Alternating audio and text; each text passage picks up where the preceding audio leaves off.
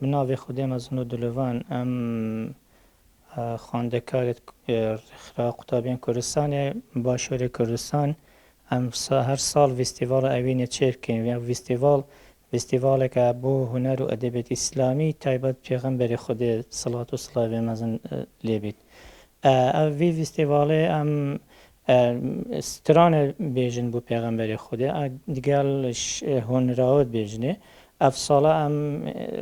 اینا هنرمندت باکور جا آمده گروپ آمده هاتینه بومه گروپت باشور جی کرکی خیراتینه وره و گروپت روجارات دو حب گروپ دی وره تینه وره کرکی شهران گل یه برادری دی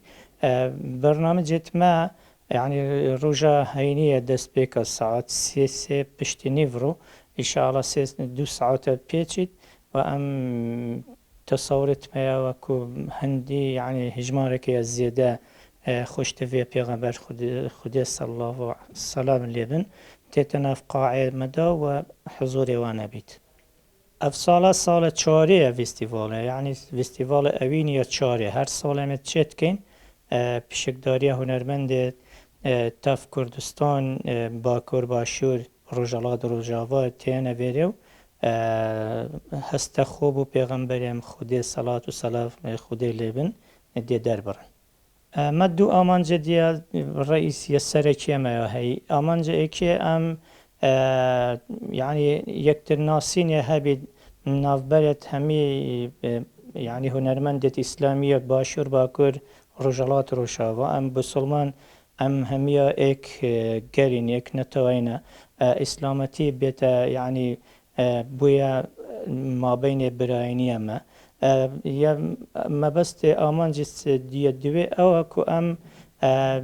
بدينا نياسين كو هنرمندت كرد يعني پیغمبر خدا خوش تفیه وانه اوان ستران خوش تفیه خو با پیغمبر خدا در برون و نشان جحیر و شباب و خاندکار دن که پیغمبر خدا صلات و سلام خدا سر بن یتمه و ام نیزی پیغمبر خدا و ام برای پیغمبر جین انشاءالله. بله اگر ام صح کنه 3 سال بری اگر ام صح کنه 3 سال بری فستیوال اوین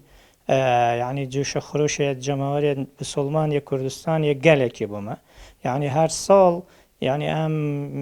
تينا نكما كان جوا فيستيفال كان جوا يعني تاريخ